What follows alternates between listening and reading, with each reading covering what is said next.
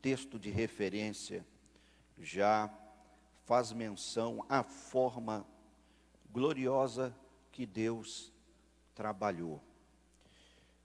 Nós sabemos que este homem, Amã, ele se levantou com grande fúria contra o povo judeu.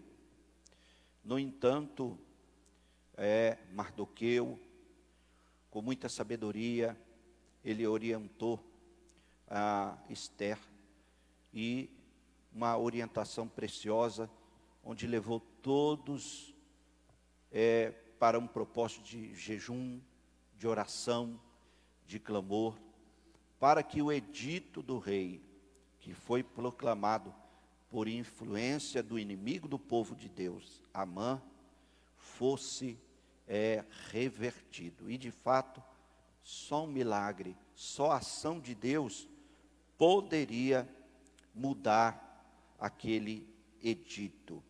De modo que, quando nós oramos, quando nós buscamos, quando nós nos unimos num propósito específico de oração, a mão poderosa do Eterno, ela vai se mover. Amém? Ela vai se mover. E é evidente que, quando há uma ação de unidade para este fim, aí não tem como Deus não agir, Deus não intervir, Deus não socorrer. Porque Ele vê que nos corações e nas mentes estão um só propósito: unidade em clamor, para que todos possam vivenciar a grande vitória. Então, nós percebemos que o caminho para a vitória, ele é pavimentado através das nossas orações. Se nós não orarmos, se nós não clamarmos a Deus, se nós não buscarmos a sua face, então tudo vai ficar mais difícil. Sabiamente, o povo se tornou um só em oração, em clamor, em jejum, e Deus então concedeu a Ester vitória, porque os obstáculos eram muito grandes, né? Ao mesmo tempo que o grande rei, ele havia estabelecido, o rei Assuero estabeleceu esse edito, ele também disse que a rainha não poderia entrar em sua presença durante um período de 40 dias. Então, ela sabia do risco que ela corria em se apresentar diante dele antes daquele período. Mas quando Deus está na frente, amém? Não há impedimento. Ele trabalha de forma especial. Então, veja que diz aqui o primeiro, vamos ler aqui a introdução. Veremos nessa lição a importância de Ester ter posto sua confiança apenas no Senhor dos senhores. Sua história é tão marcante e de uma contribuição inestimável às igrejas de hoje. Muito importante. E o que nós estamos percebendo? Nós estamos percebendo que a igreja, e quando eu digo igreja, eu digo corpo de Cristo na terra, o corpo de Cristo no Brasil, estão se mobilizando em oração. Estão se mobilizando em clamor. Estão procurando deixar as diferenças de lado para poder se humilhar na presença do Senhor e buscar a sua face, porque no contexto atual, que todas as nações da terra, o mundo de hoje está atravessando, o caminho é esse, não tem outro caminho. O caminho é nós estarmos buscando a presença de Deus, buscando em súplica, em oração e, acima de tudo, confiando que Deus vai agir, que Deus vai se mover, que algo Ele vai fazer. Ele vai dar um jeito nessa bagunça. Ele vai agir. Glória a Deus. E todos nós vamos então ter aqui juntos, né, um momento de louvor e adoração. Deus nos deu vitória. A vitória veio para o povo de Deus. A vitória veio para as nações da terra. Deus nos garante a vitória. O Senhor sabe os artifícios idealizados contra a sua vida. Não há outra força capaz de salvar os servos de Deus em sofrimento, a não ser o poder de Deus. O Senhor tem conhecimento de todos os planos para lhe destruir. E por isso faz todas as coisas para preservar nossa vida, inclusive quando tudo parece impossível aos olhos humanos. Os nossos maiores inimigos não são carne e sangue, não são pessoas. Há uma força espiritual maligna que se move contra nós. Precisamos ter consciência disso como cristãos, como igreja, que sim, há uma força maligna que se move todo dia contra nós. E essas ações no mundo espiritual da maldade, elas se dão continuadamente. O inimigo não dorme. Ele não se dá por vencido. Ele é derrotado numa estratégia aqui e ele já está pensando em outra. Eu penso que aqui, né? Penso que os irmãos já devem ter visto aquele desenho do Pernalonga, né? Tem um personagem lá que ele só entra em enrascada. Ele é estrategista, né? Que o camarada tem cada estratégia para poder pegar o coelho. Mas o que acontece com ele? Ele é bem engenhoso, não é? Ele trama cada uma, ele faz cada coisa. E outra, ele nunca desiste, sim ou não? Nunca desiste. Mas o Pernalonga sempre escapa. Ele nunca consegue pegar ele. Então, só para ilustrar aquilo que o inimigo faz, ele não desiste nunca. Só que, glória a Deus, nós sempre saímos vitoriosos. Então podemos exaltar o nome do Senhor por isso, porque o Senhor tem o conhecimento de que nós somos o alvo constante do inimigo. Mas o que vamos fazer? Confiar ou duvidar? Esta é a grande questão. O que vai levar nós triunfarmos sobre estes ataques é a confiança. Porque se duvidarmos, estamos cedendo então aí para que o inimigo possa ganhar campo. Confiar ou duvidar? Tem horas que temos que escolher, né? Esther decidiu confiar em Deus.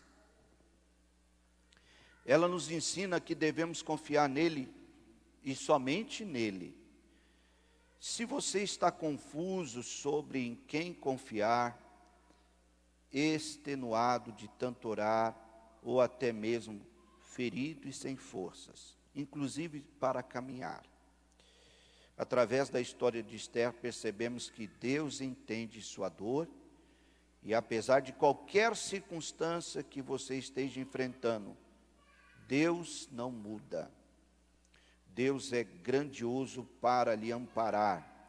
Devemos lançar sobre Ele toda a nossa ansiedade, porque Ele tem cuidado de cada um de nós.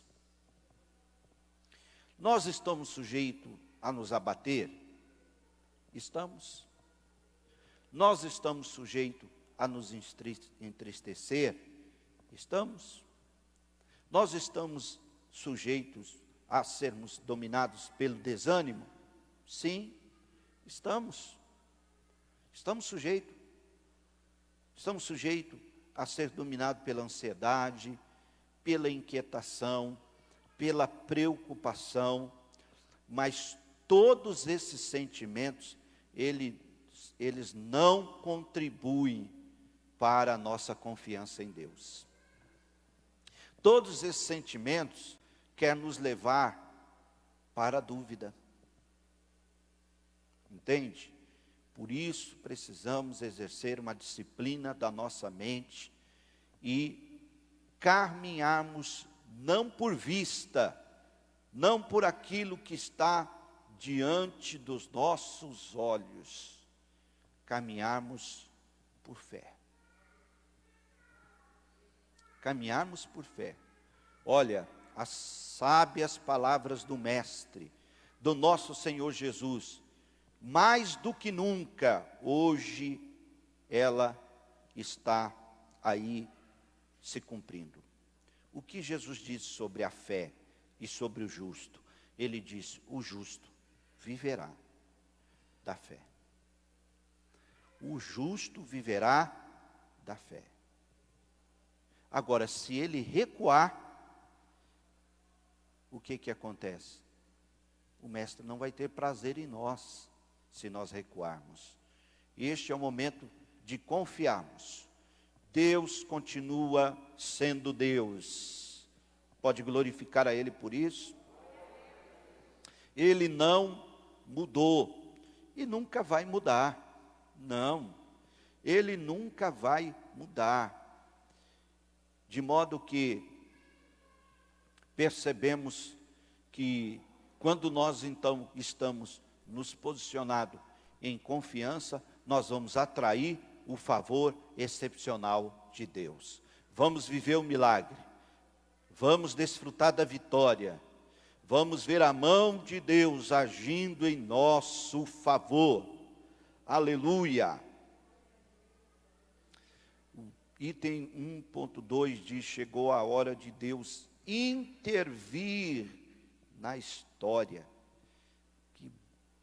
Olha o que diz aqui. O convite da rainha Esther para festejar causou muita felicidade em Amã. A Esther, Deus deu uma estratégia a ela fez um banquete. Ela se apresentou diante do rei Assuero com essa proposta.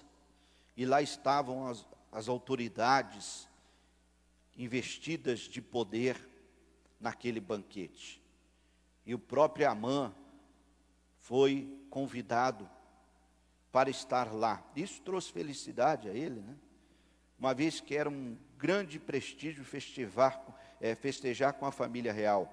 Mas o que o perverso Amã não sabia era que Deus, o Deus de Esther, o Deus de Mardoqueu, também havia sido convidado para o banquete. Aleluia! Ele não sabia disso. E é maravilhoso saber que Deus, quando Ele vai agir em nosso favor, o inimigo só tem o conhecimento da ação de Deus quando ele é surpreendido pela derrota. Por isso que ele tenta colocar a dúvida. Olha aí, Deus se esqueceu de você. Você está orando, não está acontecendo nada. Ou, quem sabe, você está orando e as coisas estão piorando. Você está orando e Deus não está respondendo. Olha aí, como que está as coisas. Para de orar, é perca de tempo. para de ir na igreja, para com tudo isso aí, largue a mão dessas coisas. E aí, se a pessoa acatar sugestões do inimigo, ele vai aprisionar a pessoa de tal forma que ele vai conseguir triunfar na peleja para retardar a tua vitória. Não que Deus não vá dar, ela já está garantida. A nossa vitória já está garantida. Mas se nós permitirmos que o inimigo semeie no nosso coração a dúvida, eu estou contribuindo para que a minha vitória seja retardada. Entende? Então é importante nós estarmos atentos a isso, porque Deus não vai revelar as estratégias que Ele vai usar ao inimigo. Quando Deus vem, Ele já vem para derrotar e te dar a vitória. Ele já vem para destruir as ações do inimigo e colocar em sua mão a bênção, o milagre. E aí você glorifica a Deus por sua fidelidade. Você diz: obrigado, Senhor. Tu és fiel, Tu és maravilhoso. O Senhor trabalhou em meu favor. Quem pode levantar a mão e glorificar a Ele por isso? Então continua aqui dizendo, a Bíblia nos conta que em meio aos comes e bebes, é chegada a hora de Ester revelar sua origem ao rei. E como Amã havia tramado destruir seu povo, ao ouvir toda a trama de Amã, o rei ficou enfurecido com tamanha ousadia por parte dele. A ira era tão intensa que o rei teve que tomar um fôlego no jardim. Deus havia colocado Ester no palácio por alguma razão. E agora era o momento da execução plena da vontade dele sobre Israel. Ela não sabia como Deus iria agir para derrotar o inimigo e livrar o seu povo, mas tinha plena fé e confiança nisso. Até então, o rei Assuero não sabia a origem de Ester. Não sabia que ela era uma judia, que ela pertencia ao povo de Israel. E no momento certo ela revela e traz à tona qual era a intenção de Amã: destruir o povo dela. O rei se enfureceu com tanta fúria que ele se levanta daquele banquete, ele vai para o jardim tomar um ar, né? E quando a gente fica muito irado, muito nervoso, tem momento que a gente tem que fazer isso aqui, tomar um fôlego, né? Tomar um ar, não agir ali pelo impulso da ira. Porque se a gente faz isso, as coisas vão sair de sintonia. E na ira do homem não opera a justiça de Deus. Então nós temos que fazer o quê? Domínio próprio. A gente pode até se irar, como Paulo orientou, né, a igreja em Éfeso, como também lá em Tessalonicenses também ele orientou. Em outros textos também, nós sabemos que podemos até nos irar, mas não podemos deixar a ira dominar os nossos corações. De modo que, quando ele sai para tomar um ar, aí ele consegue ligar muitas coisas. Ele consegue, o rei Assuero, ele começa a fazer ali a ligação dos fatos, de todo o histórico que já tinha acontecido, das ações de Amã. Por isso que ele saiu para tomar um pouco de ar e nesse tempo ele pôde raciocinar, ele pôde avaliar a situação, para então dar a sentença do qual ele merecia. E o que ele fez? Amã já havia preparado até uma forca para que Mardoqueu fosse enforcado nela. Veja, o instinto de vingança, o instinto de ódio, o instinto que estava no coração de Amã. E é bom destacar que Mardoqueu e o povo judeu, nenhum mal fez para ele. A gente tem que compreender, irmãos, que às vezes o inimigo vai mover pessoas para te odiar sem causa. A gente tem, como eu disse no início, que a nossa luta não é contra carne e sangue, ou seja, contra pessoas. Mas o inimigo que está ali naquela posição de querer nos atacar sempre, porque somos o alvo dele, ele vai mover as pessoas. Ele vai mover as pessoas cujos corações são porta de entrada para ele. Então, não se surpreenda, porque às vezes a pessoa fala, nossa, mas eu nunca fiz mal para A, eu nunca fiz mal para B, eu nunca fiz mal para essa pessoa, ela nem me conhece direito e me odeia. E fica aí fazendo coisas para me prejudicar. Acontece isso. Eu já vivi isso. Por certo, você em algum momento viveu, seja no ambiente de trabalho, seja na vizinhança. Nós enfrentamos na nossa infância uma dificuldade muito grande com um vizinho. E ele comprou a casa, as pessoas que antes moravam lá se davam muito bem com a minha família, mas aquela família que veio morar naquela casa, irmãos, sem nos conhecer, desde o dia que chegou, começou a se levantar contra nós, nos odiar sem causa. E meu pai percebeu que aquilo era uma ação do inimigo.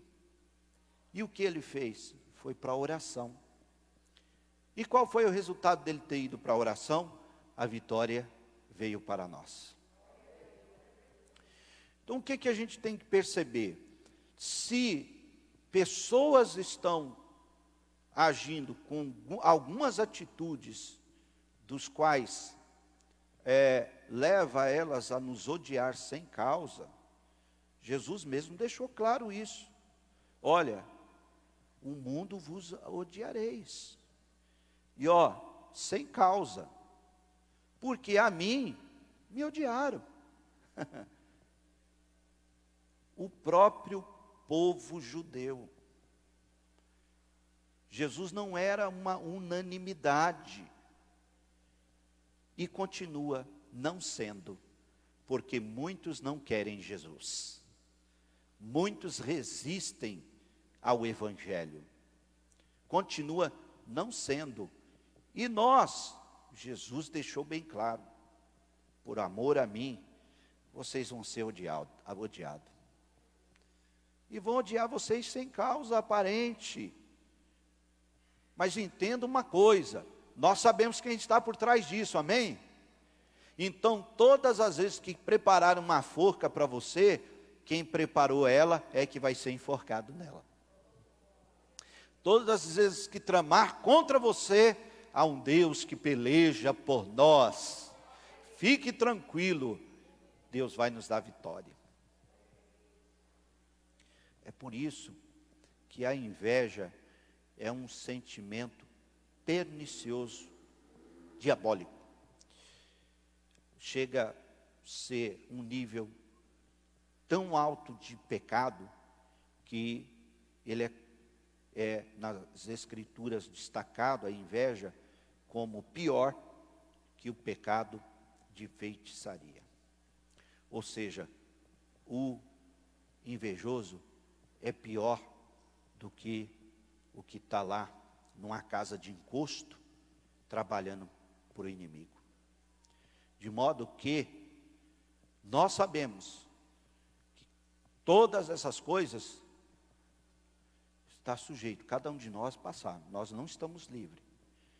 Deus não impediu do edito do rei Assuero ser proclamado.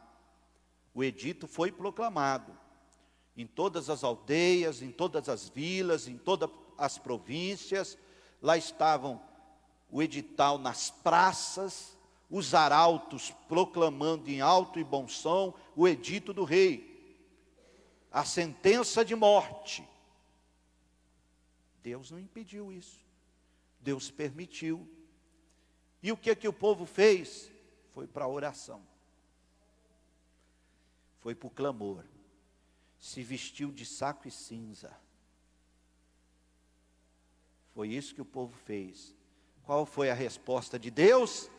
A grande vitória. A sentença de morte foi anulada. E eles receberam a vida como abundância. Ou seja, toda estratégia que o inimigo armar contra nós, você percebeu, essa pessoa está me odiando sem causa, eu sei quem está por trás disso. Se você não sabia até hoje, a partir de hoje você sabe. Quem está por trás disso aí é o inimigo. E o sangue de Jesus tem poder. A vitória já é sua. Essas ações vão cair por terra. E você vai glorificar a Deus por sua fidelidade. Amém? Quem está entendendo o que o Espírito Santo está falando nesta manhã, pode glorificar a Deus. Quando tudo parece perdido, olha que coisa linda aqui o tópico 2, né? Quando tudo parece perdido, não está. Pode nós olharmos, agora, como diz a frase aí, né? Perdeu, não é assim? Perdeu, né? Os assaltantes hoje até mudou a frase, né?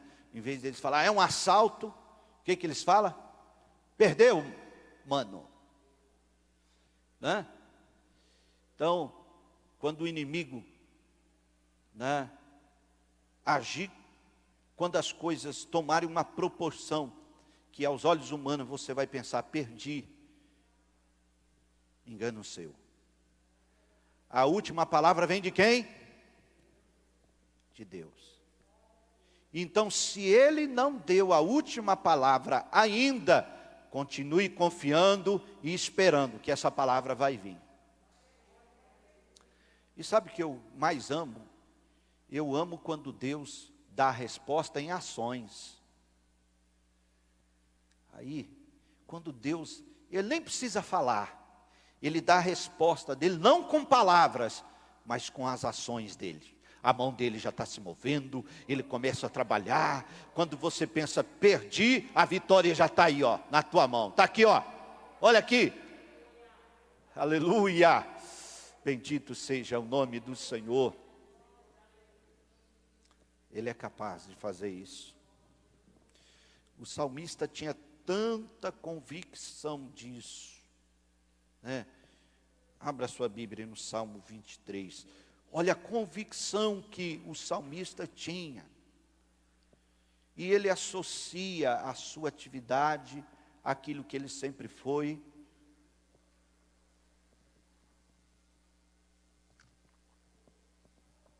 Um pastor de ovelha. Ao compor esse salmo, o Senhor é... vírgula. Olha, esse primeiro versículo aqui, na raiz hebraica, ele é descrito da seguinte forma, traduzindo para o português: o Senhor, meu pastor, não faltará.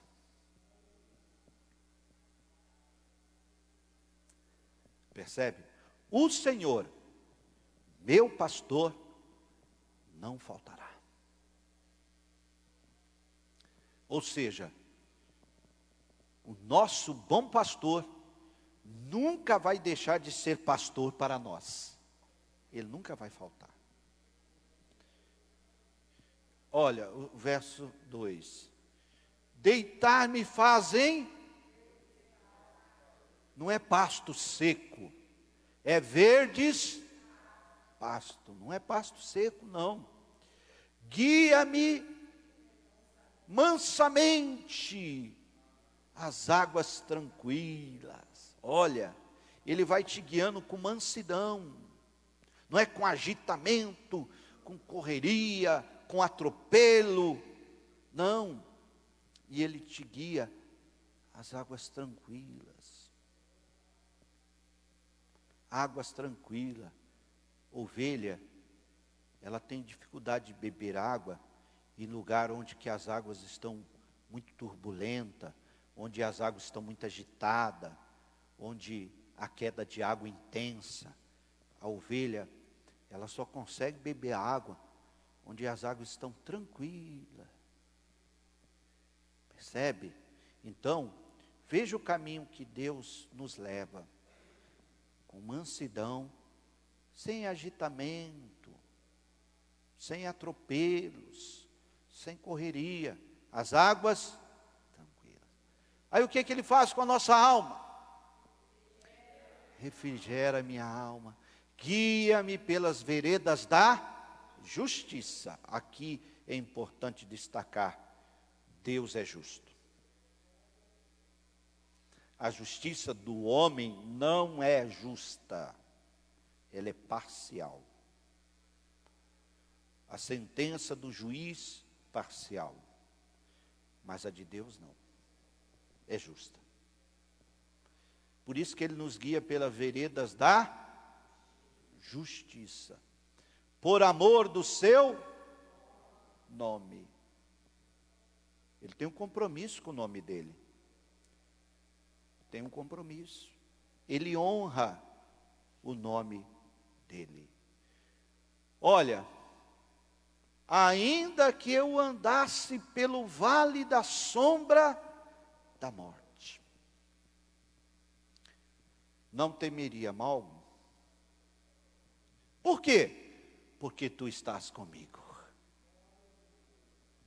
Nós podemos passar pelo vale da sombra da morte, como em muitas ocasiões já passamos, como em muitos momentos já atravessamos, mas nós não tememos. Por quê? Porque Ele está conosco. Ele está conosco. Então nós não vamos temer, igreja. Nós não vamos temer.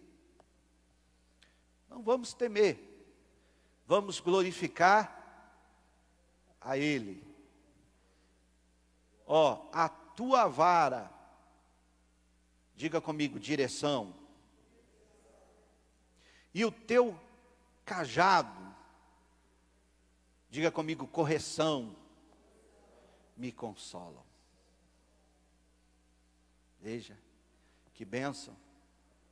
Deus nos dirige e Deus nos corrige. Qual é o objetivo da disciplina de Deus? Nos ensinar. Qual é o significado de ser discípulo? O nome discípulo se deriva da palavra disciplina. Ou seja, é caminhar num caminho de aprendizado e correção. Amém? Preparas uma mesa perante mim na presença de quem? Dos amigos dos meus inimigos.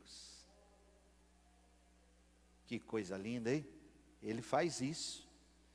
Ele preparou para Esther, Ele preparou para Mardoqueu, Ele preparou para o povo dele, naquele momento, naquela circunstância. E aí, unges a minha cabeça com óleo, e o meu cálice transborda. Glória a Deus. Quem pode glorificar ao Senhor? Olha aqui, esse versículo extraordinário também. Certamente que a bondade e a misericórdia me seguirão Não é só hoje? Hã? Todos os dias da sua existência, todos os dias que ainda iremos viver, está aqui nos garantido, nós não vamos andar sozinhos. Todos os dias nós andamos muito bem acompanhados pela bondade e pela misericórdia. Onde você for, bondade e misericórdia está te acompanhando. Onde você chegar, bondade e misericórdia chega junto com você. Todos os dias, todos os dias. E o que você vai fazer? Vai ficar em casa? Hã? Qual é o final do versículo aqui? Você vai ficar em casa? Hã? Habitarei. Quem pode adorar a Deus? Aí, ó. Que maravilha. Que maravilha. Irmãos, Deus é extraordinário. Né? Quando tudo parecer perdido, não se deixe ser levado por aquilo que está diante dos seus olhos. Deus é maior. Deus, então, olha, o 2.1 diz, em Deus o impossível acontece. Esther tinha certeza de que, por pior que fosse o momento, nada poderia impedir a intervenção divina na vida do seu povo. Esther nos ensina que em Deus podemos ver o impossível acontecer. Nos mostra que nada está perdido. Ela não se deixou abater pelas circunstâncias da vida. Ensina-nos que Deus nos sustenta sempre. Aprendemos que ninguém está livre de passar por dificuldades. Amém? Não estamos livres. Mas aquele que volta o seu olhar para o Senhor tem a vantagem de ter a presença do Pai ao seu lado constantemente. Constantemente. Como é maravilhoso isso. Então, igreja, nós sabemos que esse Deus, olha, Isaías tem um versículo que o profeta, como boca de Deus, libera para a nação, que eu quero ler aqui. Deixa eu achar aqui o capítulo certinho, que o Espírito Santo está me trazendo aqui à memória agora. Isaías 64, versículo 4. Marque esse versículo na sua Bíblia. Se possível, permita que o Espírito Santo traga a ele todos os dias à sua mente e ao seu coração. Isaías 64, versículo 4. O que está escrito? Olha, vamos ler juntos? Aqui, está aqui na projeção. Olha, porque... Diga assim comigo, faz tempo, hein? Desde a antiguidade, nem com. O que ele faz? Aleluia! Está esperando nele? Olha que coisa extraordinária isso aqui. Desde a antiguidade. Ou seja, o que isso quer dizer? Está querendo dizer o seguinte: você nem existia e Deus já estava trabalhando. Olha, não se ouviu, nem com os ouvidos se percebeu, nem com os olhos se viu um Deus além de ti, que trabalha para aquele que nele espera. Aí eu pergunto, esperar em Deus é ficar no prejuízo? Hã? Não. Aí vem alguém e diz, mas não corre atrás não para ver. Fica aí sentado, esperando que Deus vai. Irmão, vamos separar o alho do bugalho. Vamos separar. Quem já viu o bugalho? O bugalho, ele parece com um alho. A rédea dele é igualzinha do alho. É igual. Só que o bugalho não é alho não, viu? Ele não serve para nada. A não ser para enganar. Então vamos separar uma coisa da outra. Quando se diz esperar em Deus, é nesses momentos quando nós estamos diante do impossível. Amém? Vamos separar uma coisa da outra. É entender que Deus intervém nas situações da vida, sim. Deus intervém. Deus intervém. É claro, se a pessoa está desempregada, ela vai preparar o seu currículo, ela vai orar, ela vai dizer, Senhor, abre uma porta de emprego para mim. Ela colocou Deus na frente. Senhor, abre uma porta. Senhor, move a tua mão, vou fazer esse negócio aqui. Senhor, move a tua mão. Você vai fazer a sua parte, e a de Deus, ela vai ser feita. Ele vai abrir as portas, Ele vai agir.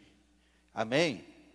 Olha, Deus sempre utiliza coisas poucas e pequenas para realizar grandes feitos. Deus tornou a vara de Moisés uma simples vara de pastor poderosa.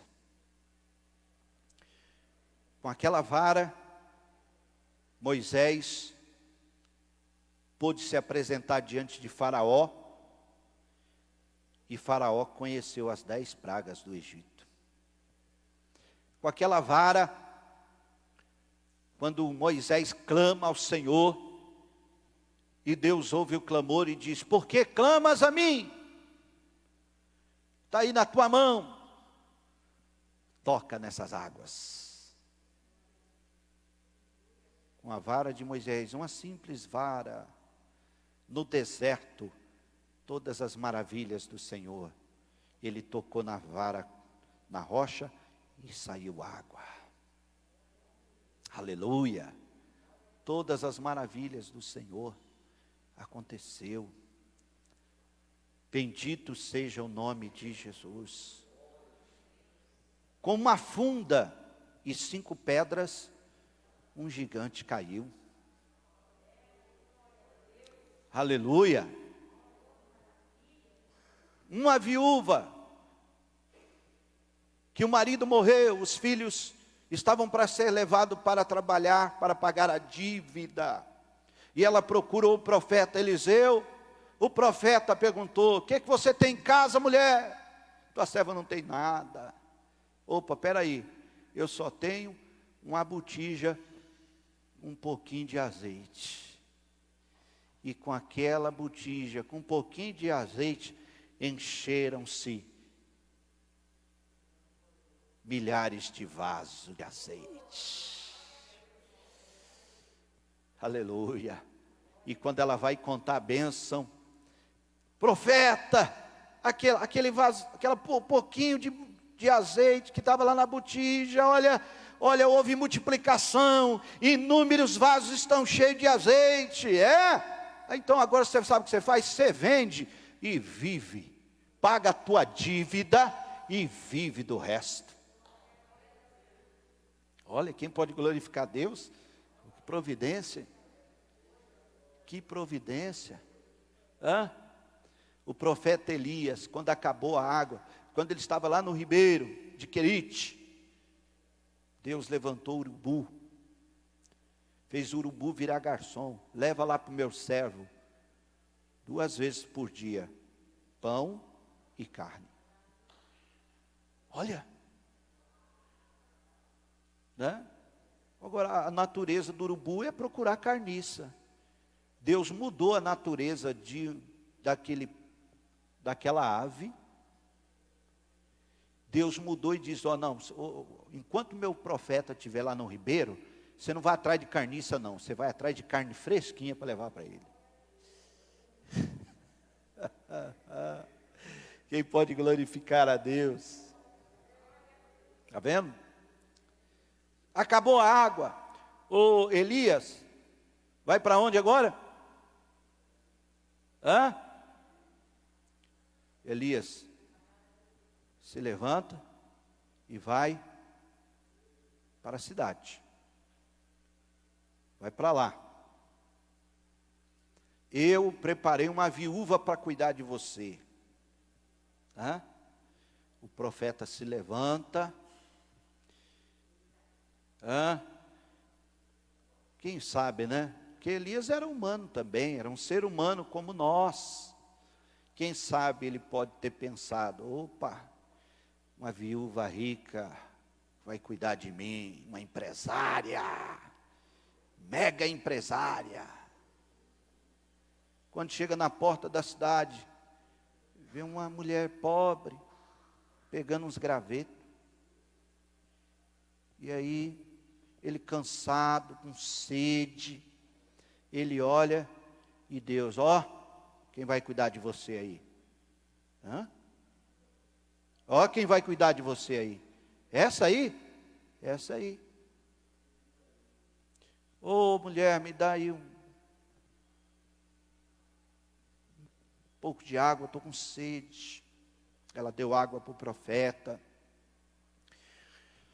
Mulher, você apanhou graveta, o que você vai fazer? Estou com fome também, sabe? O que você vai fazer comida? Olha, tua serva vai fazer só um bolo. Porque o que eu tenho aqui, dá para mim fazer um bolo, para mim comer, o meu filho comer, e depois nós vamos morrer. Ou seja, não tem mais nada. E aí Elias olha aquilo e diz, Senhor, tu não errou em endereço, não? Seu GPS aí não deu problema, não? E aí Deus fala com o profeta, do mesmo que essa mulher vai viver, você vai viver também. Ela vai cuidar de você, mas você vai viver o mesmo milagre dela para ser cuidado. Então libera a minha palavra para ela. Mulher, faz como você disse, vai lá e faz o bolo. Mas dá para mim primeiro. Porque assim diz o Senhor, a farinha da panela não vai faltar, o azeite da botija não vai faltar. Aleluia! Deus cuidou dela, do filho dela e do profeta. Durante todo aquele tempo, se tivesse lá gasolina, olha o preço da gasolina, olha o preço do diesel, olha o preço do gás, tudo está aumentando tudo. Aí eu pergunto, está faltando alguma coisa para você? Tudo está aumentando, aí você fala, o salário não aumenta, pastor.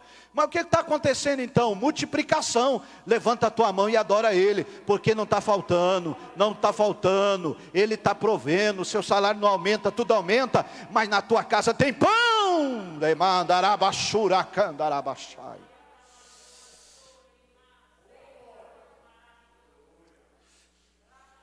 Aleluia. Então, em vez de murmurar, vamos agradecer. Vamos agradecer. Porque Deus continua cuidando. Ainda que você vá no mercado, não dá para comprar tudo que você queria, porque você vê que o dinheiro diminuiu. Mas quando chega dentro da tua casa o alimento, eita Deus. Quando você põe lá dentro da despensa, aí começa a acontecer o que o seu olho não pode ver. Multiplicação. Deus vai multiplicando. Deus vai agindo. Irmão, teve uma fase na minha vida que o gás, ele estava em pé. Quando começava, ele deitava. Quando pensa que não, Jesus, põe tua mão. Senhor, não tem dinheiro. Jesus, não tem... Aí virava de outro lado. Irmão.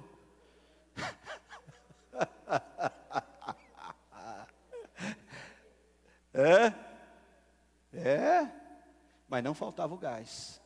Enquanto não chegava outro, a chama não apagava. Isso é Deus agindo, igreja. Isso é Deus trabalhando. Amém? Deus continua sendo Deus. Deus continua sendo Deus. Ele continua sendo maravilhoso. Ele continua sendo fiel.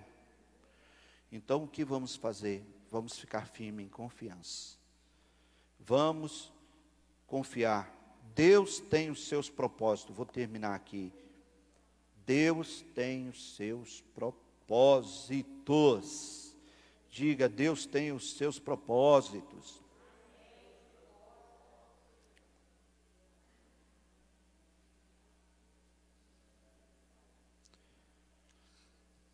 Aleluia. Ele está aqui, eu sinto a presença dele. Ele está. Não se preocupe, se você sentir falta dele dentro do barco, é porque ele está vindo caminhando sobre as águas. Amém? Continue firme em confiança, porque Deus ali então deu prova das palavras de Mardoqueu para Esther, no capítulo 4, verso 14. E quem sabe se para tal tempo como este chegaste a esse reino? Estas palavras de Mardoqueu mexeram com o ego de Esther, que através dessa palavra, ela demonstrou uma grande fé em Deus. Ela não intentou desculpa nenhuma para Deus poder usá-la. Ela não sabia como Deus iria agir para derrotar o inimigo e livrar o seu povo através das suas buscas por Deus. Ela teve plena confiança que Ele estaria com ela. Diga, Deus está comigo. Se Ele está com você, se Ele está comigo, se Ele está com todos nós, não temeremos o que possa nos fazer o homem. Nós vamos seguir firme em confiança. E outro, irmão, não dá desculpa para esfarrapada para Deus, não. Deus quer nos usar mesmo quando estamos em provação. Porque quando estamos sendo provados, né, a gente é tentado a não querer falar de Jesus, a gente é tentado a cruzar os braços, a não fazer nada. Não. Vai em frente, deixa Deus usar a sua vida.